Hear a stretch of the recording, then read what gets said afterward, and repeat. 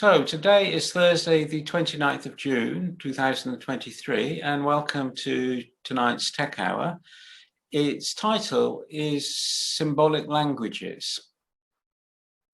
Now, in a certain sense, all languages are symbolic, or rather have a symbolic content. And sign language, whether it's American Sign Language or whether it's the signals that somebody directing traffic or controlling, the ground crew on an airport. There are these people with these paddles that control the plane through the pilot, indicate where the pilot is to go. So there are all manner of symbolic languages that are not verbal, but language is symbolic, and so the word cat is not the same as a cat. And a finger pointing at the moon is not the moon. One of the important proverbs in Zen Buddhism is when somebody uses their finger to point at their moon, don't look at the finger, look at the moon. And the Zen teaching should be regarded in that same way, as they're pointing to something and have a look at what's being pointed to. So a large part of language is based upon shared experience and communicating shared experience. And a large part of that experience is our shared humanity. Now, up until about 1900, language was either live or written. So written language is papyrus or clay tablets or books or handwriting. And it has some sort of durability, and it can be put in an envelope, and a stamp can be attached to the envelope, and it can be moved from one place to another. Whereas a performance of a play takes place in a theatre, has no existence outside the moment of its performance. If you didn't catch something, the best you can do is nudge your neighbour and say, "What did he say?" And has no currency much beyond the place in which it's taking place. So around 1900, things started to change quite a lot. And I guess the starting of that process was probably photography, even though it's not exactly language, and recording of voice, Alexander Graham Bell, and the creation of cinema, and in time, the electromagnetism, the application of Maxwell's equations, and all of that ushered in the 20th century, which has been an enormous revolution in communication, in the way in which we communicate. And it used to be that video was an expensive medium. Video is no longer an expensive medium. Anybody with a mobile phone and a wireless network or a mobile connection can broadcast video and can record video as well. So the whole parameters have changed quite a lot. Now, that's the broad context for everything. And what's prompted me with this is that I've been doing some mathematical work that in some sense is quite simple-minded, and I find myself having to think in different ways and use sort of markedly different instruments for doing my thinking. So the mathematics is writing the Fibonacci numbers as a sum of smaller numbers, smaller whole numbers, in a sensible way. And I haven't defined exactly what sensible means, but it should have the same sort of properties as the power of 2 being expressed by the Pascal's triangle. So 1 plus 2 plus 1 is part of Pascal's triangle, and that adds up to 4. And 1 plus 3 plus 3 plus 1 adds up to 8. And both of those are powers of 2. And in doing that, I find myself writing on paper. I find myself thinking and trying to create a language of metaphors and ideas and words that allow me to organize internally my thought. And when I explain my thought to somebody else, I need to provide some examples. And then introduce the concept of which these things are examples. And at some point I want to email that to people. I find myself putting something up onto Math Overflow, and there I'm using Markdown and LaTeX notation mathematics in the context of a web-based question and answer site. I find myself going to the online encyclopedia of integer sequences, where I have to take a form and type in the number I'm looking for. So maybe I generate some numbers using a computer, and then I have to copy and paste them from the computer into the web form to find out what the search result is. And then I have to take stuff from the search results and make a note of that. And even the fact that I looked at this page and had some comment on it, perhaps, but even the fact that I looked on this page at this particular time is something that I would like to record, but it's sort of not easy to do. So through my day, I find myself trying to do things and record information about what I'm doing in an intelligible way without being distracted by the tools that I'm using. And in some sense, all of these systems are using different languages or different idioms, if you like. And it's hard to merge them together into one whole. If you sit and listen to the radio for the morning, you'll listen to a program, and there'll be many pieces in the program that are merged together into a whole through the editorial process. And similarly, the long-playing record, when it existed, was, at least in the concept album, a number of things put together in a whole. Now, we live in a strange age. When I was a student, it would be preposterous to think that as you walked down the high street or went shopping, a computer would follow you. Can you imagine walking down the street having a computer following you? And it still sounds a bit odd, but it happens all the time today. Except the computer doesn't follow you, it's in your pocket. It's a mobile phone. And that's another digital modality, if you like, that we often keep our mobile phones with them and expect them to be a source of information and a means of communication that works. And we don't expect to have another device and another device and another device. So we'll take a mobile phone with us, and unless we're particularly interested in taking photographs, we won't take a camera with us, won't take a voice recorder with us. We might not even take pencil and paper with us or a notepad. So that's a really large changing modality. And this mobile phone has very little to do with my communication and writing and reading and language, even though it's mathematical and highly symbolic in some sense, that I'm doing in my research. Now, this might sound like why would anybody want this? Well,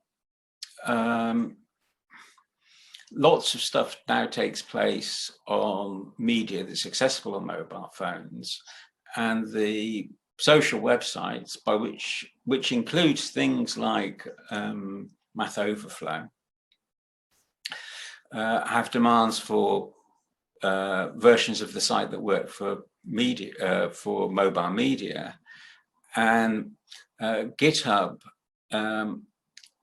is used for DevOps. DevOps is like being a software developer, except it's keeping systems running rather than keeping software working correctly. And you can do DevOps operations if you wish to through your mobile phone, and people that do DevOps like to be able to do that because somebody says, do I have your permission to do such and such? And the permission will be granted not through speech, but through the system. The system will record that you've given permission to a request. And so it's quite convenient sometimes to say, for somebody to have their mobile phone with them so that as requests come in, they can be responded to rather than waiting for the person to get back to their PC. So the whole framework of things is changing a great deal. And there's something called Maslow's law of the instrument. Now, Abraham Maslow was I'm not sure, a social scientist might be the best word. And he has a pyramid of needs, which is quite well known. He also has the law of the instrument. And one formulation of Maslow's law of the instrument is that if you give a small child a hammer, everything they see will need hammering. So Maslow's law of the instrument is that you tend to solve problems using the instruments that are most familiar to you and the ones that you're best able to use. So being a technical person, I often see problems as being technical problems and having a technical solution. But they may not be. There may be human problems. There may be problems that should not be solved. So, a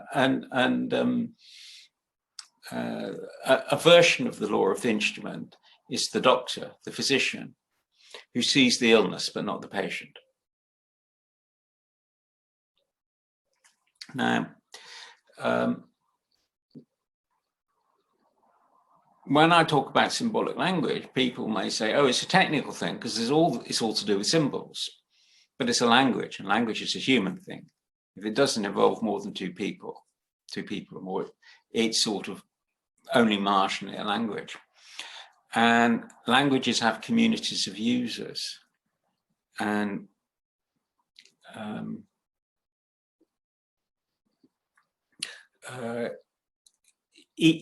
it's recognized that when you design a computer language, you not only have to be an expert at writing computer languages in the technical sense, but you actually have to listen to users and listen to user experience. One of the important journals in computer science is called Software Practice and Experience.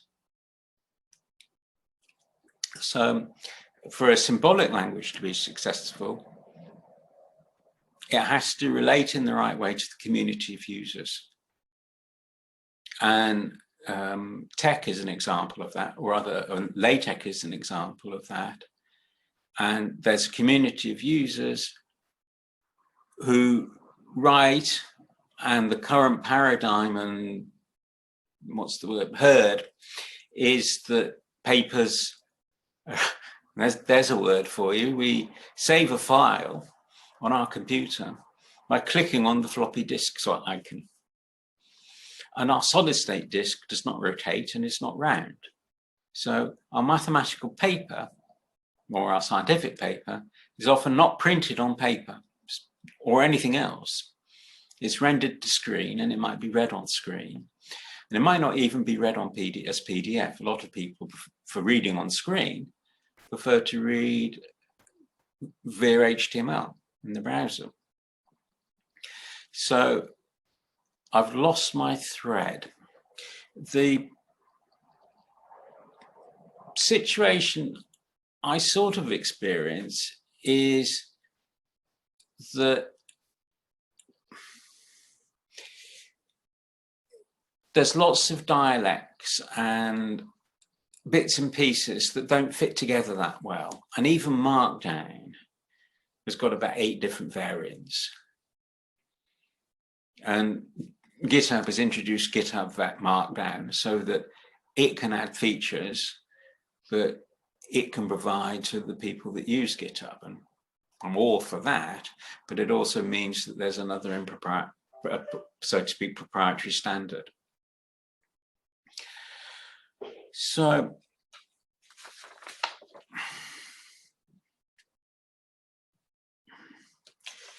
I'm looking ahead, and one of the things I want to do is, from a series of examples, construct a formula or algorithm for continuing the pattern. It would be nice for me if some of that work could be done for me by a computer.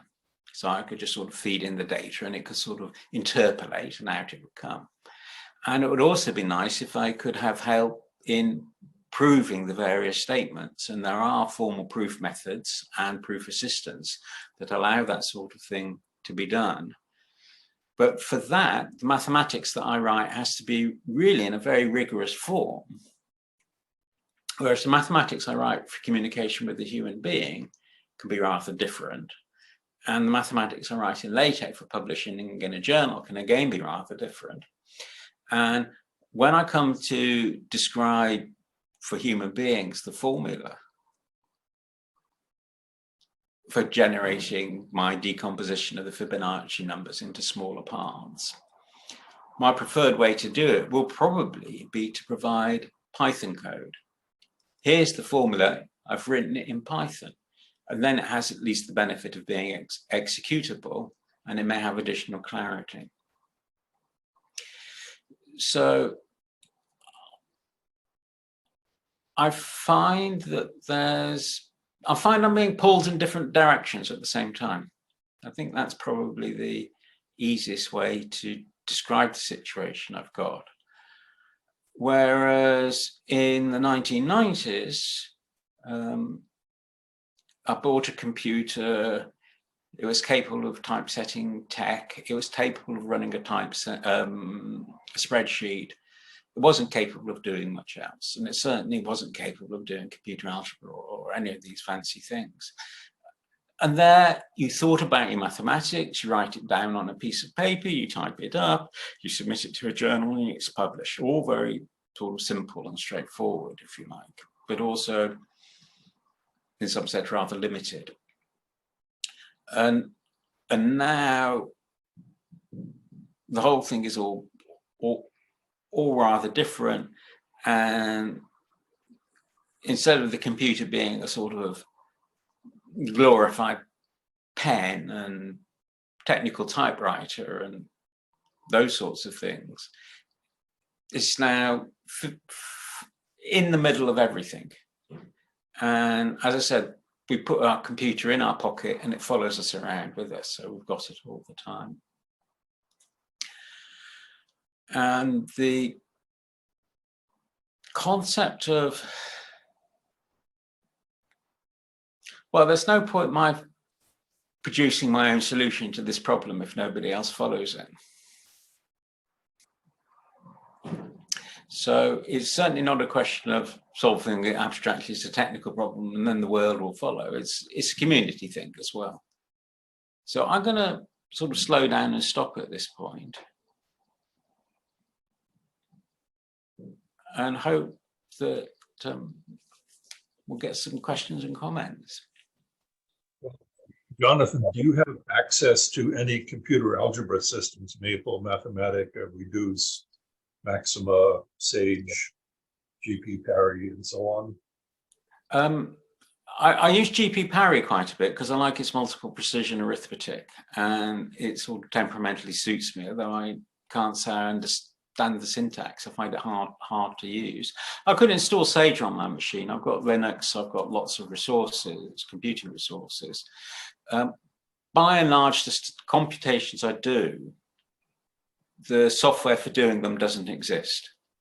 So it's a bit like I mean, if I was doing group theory, finite group theory calculations, then Sage would have as one of its subsidiary packages software for doing group theory calculations. But in this case, I need to do calculations on an algebraic object that I'm in the process of discovering. The stuff I'm doing with Fibonacci numbers, for example, will at some point produce an algebraic object that hasn't been thought about before. And so my need then will be to write software to do computations on this algebraic object so that I can understand it better. The stuff I was doing today, I could manage perfectly well all the algebra I needed to do with straightforward Python and using no data structure more complicated than a tuple of numbers. But I know that for other applications, large amounts of algebra are needed. And for some of the stuff I want to do, having a lot of computing resources means that you can do a lot of examples, and some of those examples will be very instructive. Do you want to come back on that? Yeah, because I find myself using algebra systems a fair amount for experimentation, for looking for patterns in a series of related functions, and for plotting and high precision computation. And today I view them as absolutely an essential tool for people that are doing any kind of computations, because one of the issues in normal floating point computation provided by most programming languages is the precision you have enough for the job? And sometimes, for example, sums might have massive cancellation of leading digits. And the only way to quickly tell whether that's the case or not is to do the sum in higher precision, which is trivial in an algebra system, but essentially infeasible in C, C++, Fortran, and Python and the standard languages, because they give you just one or a small number of floating point formats. So I view them as tremendously helpful for experimentation, and just simple plotting ability often is useful to figure out what does the function I'm investigating look like, where are the trouble spots for its computation, and so on. And that provides a lot of insight, and the fact that there are lots of numbers involved is sort of hidden behind the scenes. What I'm looking for is patterns and pictures. So you're using computers as an exploratory and experimental device, and in a certain sense you're doing, I'll use the word real mathematics, because you're dealing with real mathematics, real numbers, and things that are sort of computed, and things that are like fluid flow, for example. Whereas I'm sort of dealing with, I'll use the word integral mathematics, or complete. I deal largely with whole numbers and combinatorial structures in whole numbers, that sort of thing. And so the high precision doesn't really have much meaning for me. It's either right or it's wrong, and if it's a little bit wrong, it's still wrong. But the same issue of experimental and exploration is important, and also the online encyclopedia of integer sequences is, for me, my big data resource. And I found myself wanting to say, are there any sequences here that have this as a subsequence and that as a subsequence? And as far as I know, you can't do that through the web interface, except by doing part of it by hand. There's a number of things that sort of irritate me about the web interface, but I don't want to burden them with my particular needs. So what I want is a place where I can more easily, very easily, create these custom queries and run them on my own copy of the data. So having large amounts of mathematical data available is a big thing for me.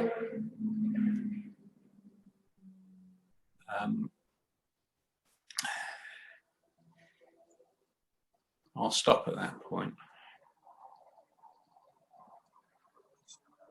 I've already used the online encyclopedia of integer sequences 2 or 3 times this morning. So again, what I'm looking for is I do say an expansion of a function and I see a series of integer coefficients. Then I ask, has anybody seen this before? And sometimes it says, I've never seen this before and I can't help you. But other times it says, oh, it's related to this, this, this, and this, and many other things. And there's all kinds of connections you wouldn't have known about because humans just don't have the capacity for remembering what a computer encyclopedia can hold. And that's really tremendously valuable in finding new connections. One of the things I've found quite interesting and inspiring is that the online encyclopedia of integer sequences started when Neil Sloan created an encyclopedia of integer sequences, which was a book. I remember seeing a copy of it probably in the 70s. I have it on my shelf.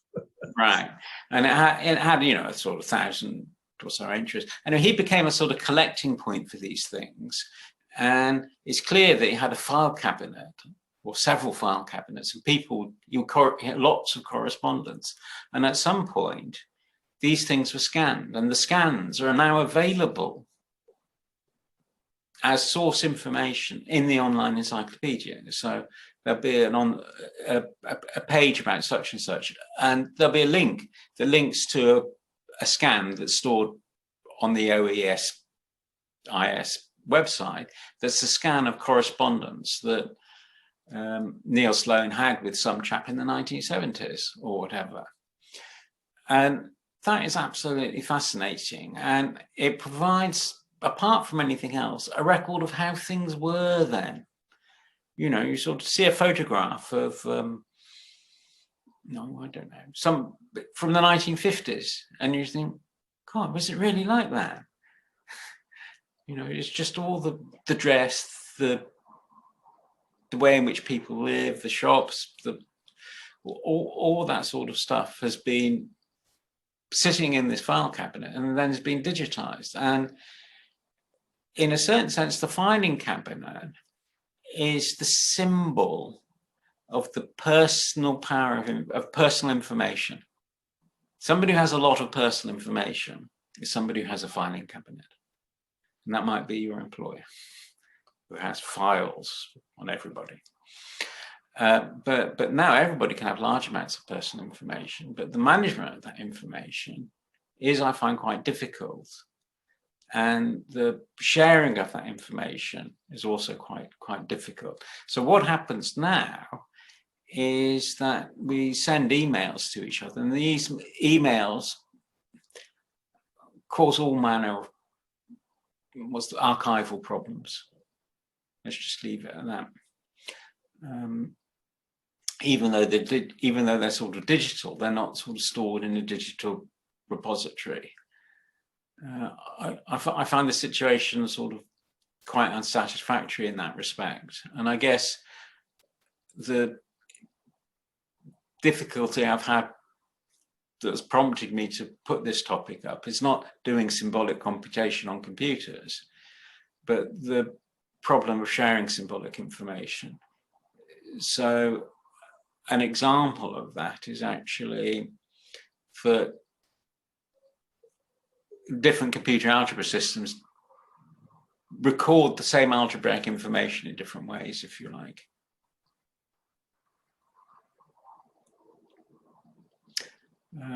And even the storage of digital information is quite difficult unless you store it in ASCII. Yeah, and with email for many of us now forming a record of our research activities, I find it a great concern that most people do not have control over their email. It's managed by their institution, their employer, perhaps by a big company like Google or Microsoft.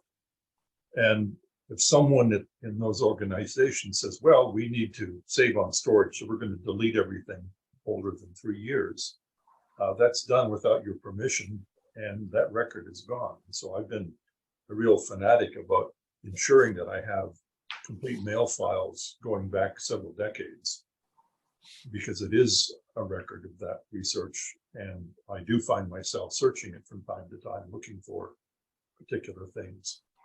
I suppose in a sense you've put your finger on what my grudge is, which is as I go through the day, I'd like to create a record of what I'm doing that will be useful to me the next day and the day after and the day after. And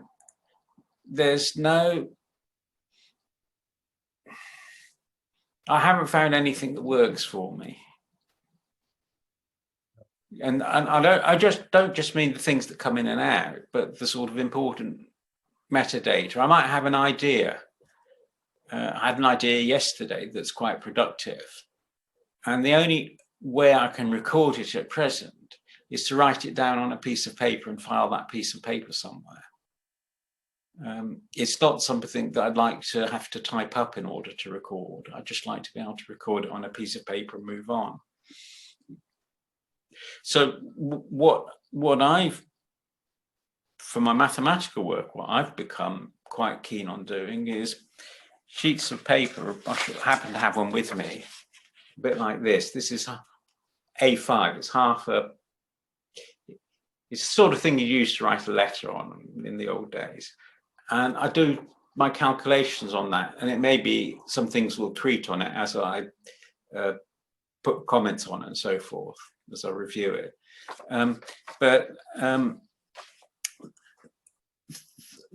That at least has that archival character. I discovered by chance that Dijkstra did something a bit similar, and he wrote Dijkstra notes. Do you know about these, Nelson?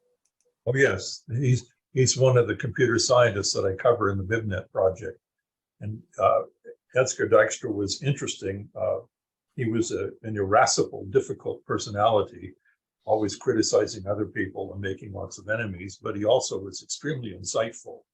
And he was really a marvelous programmer. And for the last probably 3 decades of his life, he never ran any computer programs, but he wrote a great many with a fountain pen on white paper. And those notes are they're numbered EDN Edsger Dijkstra note with a 3 or 4 digit number, and they've all been digitized in College Station, Texas, at Texas A&M University, where he was on the faculty towards the end of his life. And they're online and available. And so you can read his code, but it's all in fountain pen. And it's never been tested, but he is such a good programmer that he was confident that it was correct and he didn't need to do anything further. So he's definitely worth reading because his reasoning and insight are really very, very powerful. Even if you had met him personally, he's gone now, about 10 years ago, you would probably find him a rather difficult individual. No, there's a phrase, does not suffer fools gladly. Would that be? Yes, yes.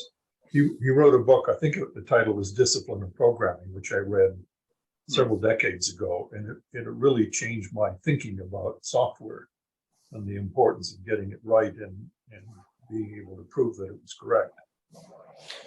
There's a phrase that I quite like. There's a difference between not obviously wrong and obviously not wrong.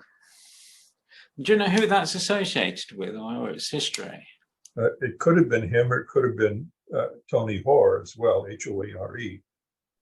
Both of them have been extremely influential individuals in the computer science community, and they both wrote a lot. Hoare is still alive. He's in his 90s. Yeah, I met him at a Python conference, and he was quite friendly and quite insightful, I think. I mean, sharp, but he... Well, one amusing thing I discovered about him in comparing the bibliography of his works is that he's a fluent speaker and translator of Russian, both technical and colloquial, which I found surprising. But it turns out when he went to college, one of his options was to learn a foreign language, and chose Russian, and he ended up going to Russia for a period and later translated books in Russian into English. So, yeah, but he's definitely worth reading as well.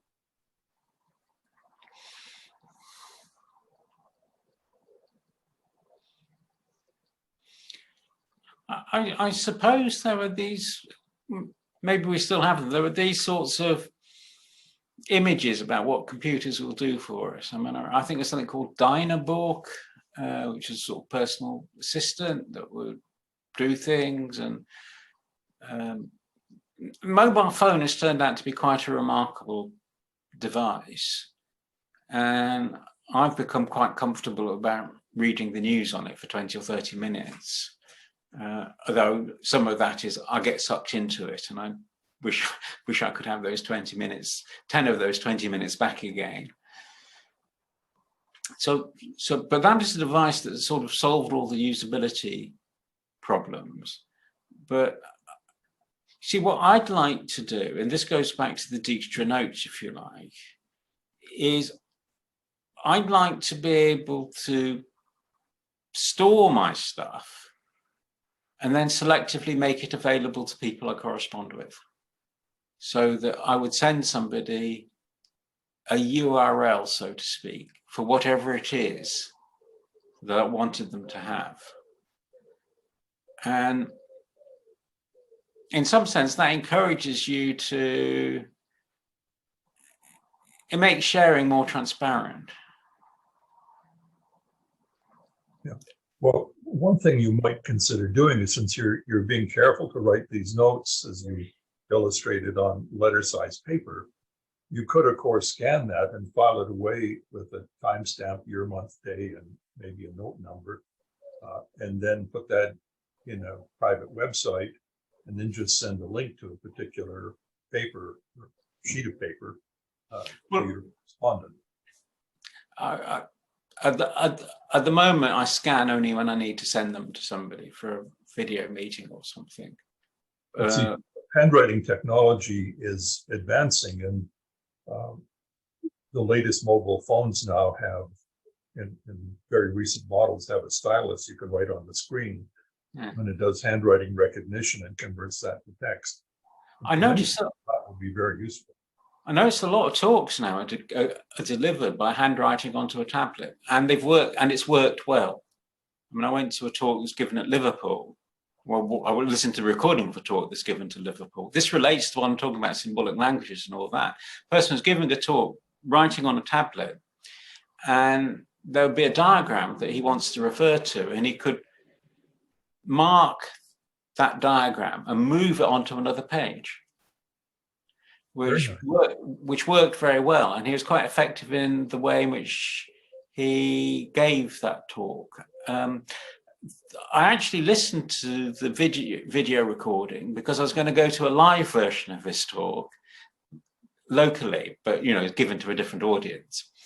And that was given on an old-fashioned blackboard, and he made very good use of space on the old-fashioned blackboard, and sort of the placement of things, and the knowing that this thing here is not going to be here for the whole hour.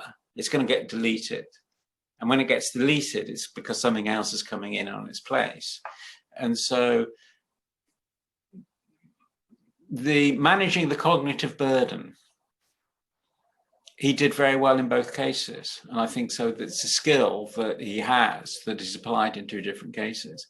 And in a certain sense, the whole issue, one of the big issues here, is having the computer help us with the cognitive burden. The big complaint about computers traditionally is they give us too much information. But having a computer that could say, if you could say to the computer, I'm interested in this particular thing, put it up on the screen in the corner. And I'm interested in this particular thing, put it up on the screen in the corner. And maybe you've got half a dozen sort of bits of information on your screen in your main area of work.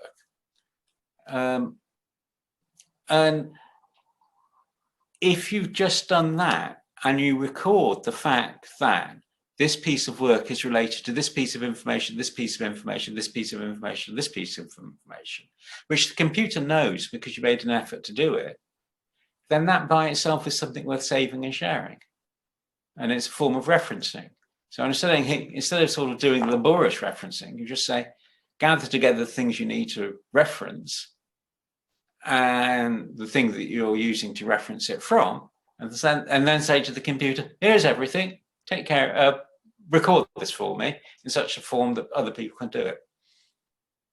So that's a bit like saving not just a tab, but in a browser, but a whole row of tabs.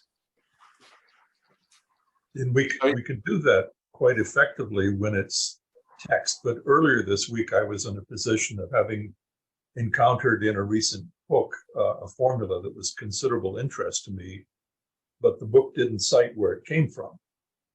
And I wanted to know when did this first appear? And regrettably, you can't search for mathematics on the web. The markup just isn't there to let you do it. Oh, you can search for mathematical formulas on the web. You use the online encyclopedia if everybody's playing the game.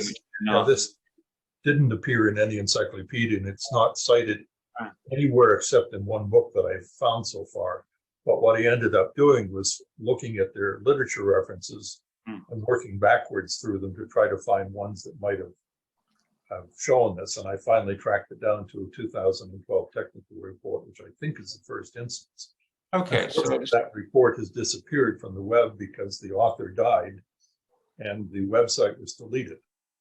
Oh, this is one of the big problems that relate is similar to, well, the person died and all the manuscripts got thrown away.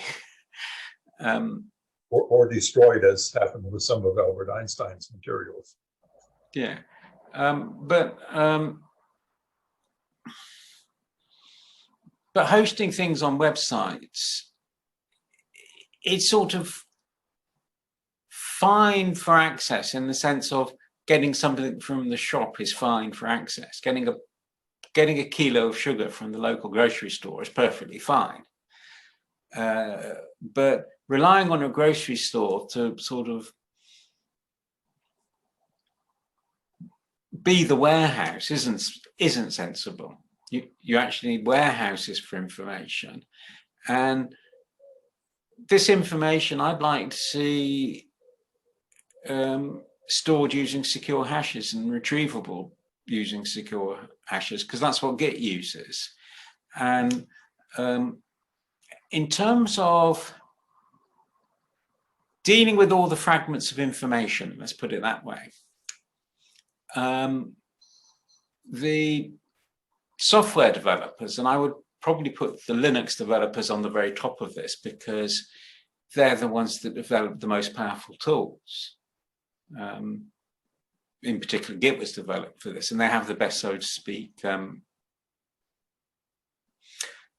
culture in terms of mastery of all of this stuff. They seem to be quite good. I'd like something like that for my mathematical stuff without my having to become a kernel developer, so that I can use it. It's like the links between things are really important, and they're related to discovery. And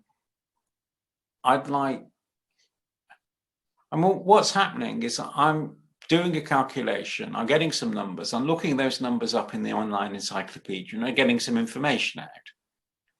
And the computer is not keeping a record of all of this. I'm using it all the time to do it, but it's not being recorded by the computer. And I'd like it to be recorded.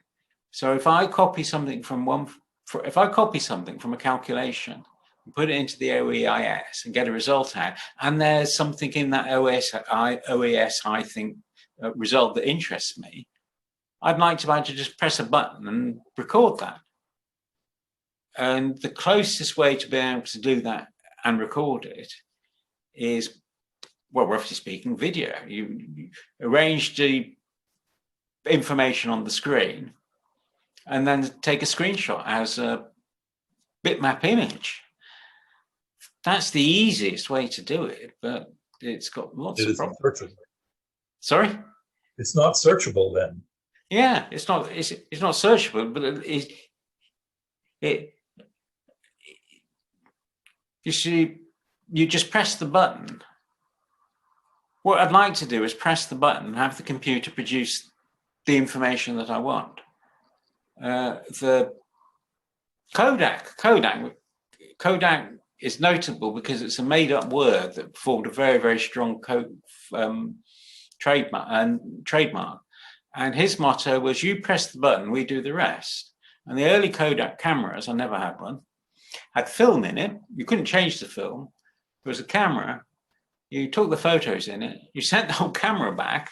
They took everything out, processed the film and sent the stuff back to you. It made photography a lot easier. Previously, it was sort of glass plates and all sorts of other stuff and taking it to the chemist and God knows what. And that slogan was, you push the button and we do the rest. And push button technology has its benefits. And it's certainly a model of ease of use. The early cars had to be hand cranked to start. And then the electric starter came in and you pushed the button and it started the car. And a large kitchen or other workshops will have a big red button that everybody should know where it is and nobody should press it, because when you press it, it's because there's an accident and it stops all the machinery. So there's all these sorts of things where pushing the button is really, and not pushing the button is really, really important. And at the same time, pushing a button is, so to speak, a symbolic act. That previously, to have a contract with somebody, there had to be personal contact or a signature and so forth, all sorts of, but now you can just sort of click a button on a web page and set up a contract. And that is a language thing. Certainly from a philosophical point of view, it's a language thing. It's communication of intention. It has a meaning. It's an act that has a meaning. And when you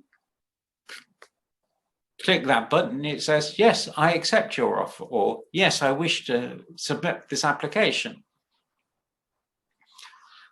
So it's definitely a linguistic event from a sort of philosophical point of view, but it's symbolic.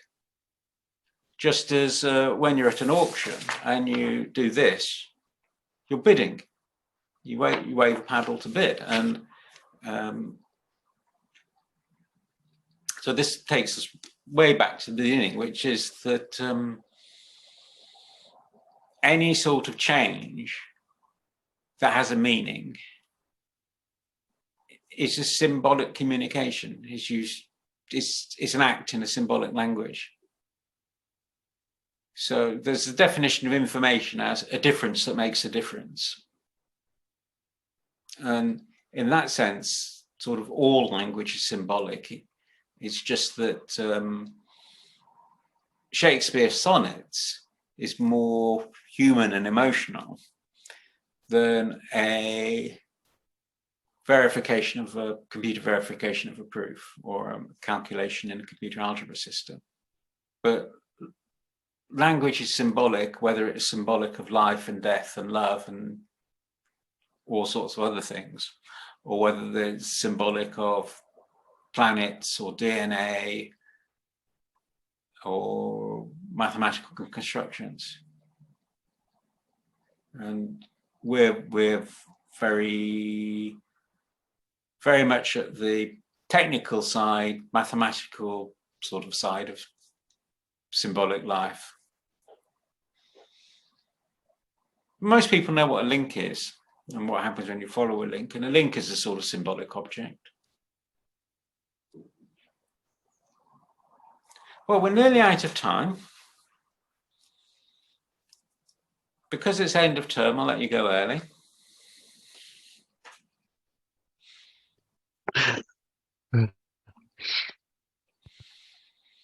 Chris. Hello. Would you regard yourself as a digital humanist? To some extent, although more computational social scientist, I think. Okay. The social scientist is, well, the social side is human, even if the scientist isn't. Yeah, it's we don't deal with literature like has a art form. We have the publication side, of course, but it's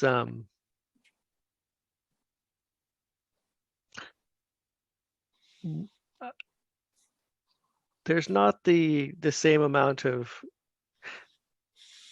focus. Well, it's different from English, which could be a digital humanities. Okay, let me throw something in, which is that I think they still exist, social classes. And certainly in the 1950s, a lot of research were done and people were sort of put into social classes and there were named letters standing for the classes, A's, B's, C's and D's in this country. And those labels are symbols. They're symbols for recording social class, just as wearing a top hat or an old school tie is a way of stating social class. So those sorts of things form a sort of symbolic language. And I'm saying that because I'm struggling to make a connection with social science. And so social science is sort of how societies work, but not the economics. Usually economics is, the discipline of economics is within the umbrella of social science. Oh, I see. Okay. At least in the American universities. So economics is one of the social sciences. Or typically, or I think that's common. Yeah. But at the same time, the very mathematical economics sort of is not social science. The stuff that Nash did. The modeling side, I don't know. I'm not sure where they place themselves. Their subject matter is still, I think, it's hard to say that human economies are not social in some sense. There was a Nobel laureate. There was a Nobel Prize for Economics a few years ago, and I only remember the name of one of the persons, which is Duflo. But it was on methods of effective experimental methods for reducing poverty, for effective programs for reducing poverty, and it was very much in the social science mold of participating in society, and it sort of adopted an experimental response. So that would put economics as a social science. And in this country, there's been a lot of interest in nudging people into healthier lifestyles. So that's a applied social science. Mm-hmm.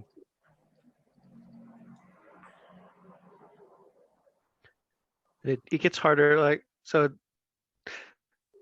anthropology is almost always under social science, but history maybe not. History as a different I think the methods and interests of history are far enough away from the rest of the social scientists that it's more of a humanities kind of area. It's hard to do experimental history. Oh, there you go. Yeah, it's murky at the edges, but maybe the experimental part is the way to differentiate.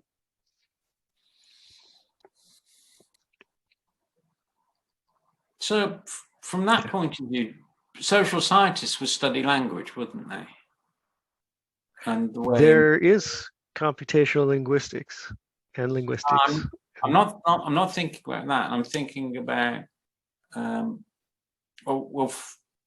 this is just coming up from stuff I've been reading. In the 1950s, people would come from working class backgrounds and go to a university, and the sort of they're in a different milieu that is completely unfamiliar to their parents, mm-hmm. and the language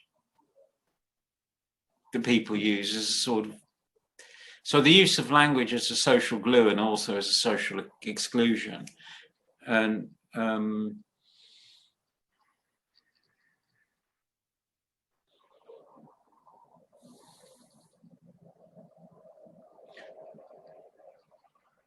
so language is very much a social thing, isn't it? Mm. part of the glue of society. And it carries with it a lot of markers of social status. Yeah, and it's also part of social norms. Yeah, that's fair. You expect a waiter to behave towards you in a particular way. You expect a customer at a restaurant to behave to you in a particular sort of way. Mm-hmm. Yes, there are a number of amusing stories about Americans being appalled at the service they receive in other countries because of the difference in expectations about how service is to be provided at restaurants and places like that. Yeah. Yeah. So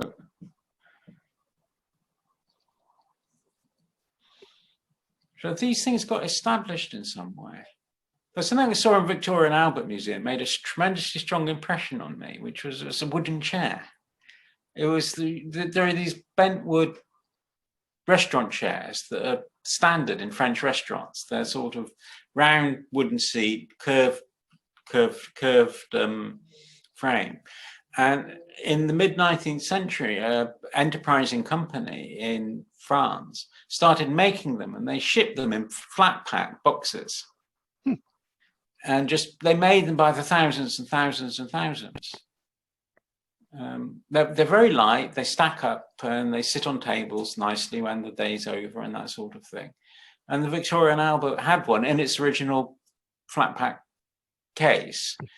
And the supply of those chairs sort of helped establish a sort of standard for how restaurants worked. Because, do you see what I mean?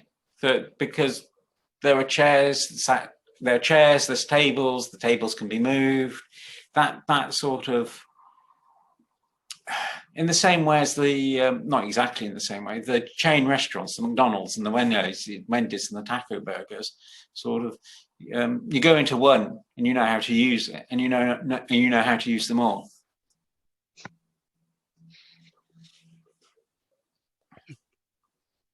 So there's a sort of standard way of doing things, and in a sense, my gripe is that if there is a standard way of doing things, I don't know what it is, and it doesn't work for me.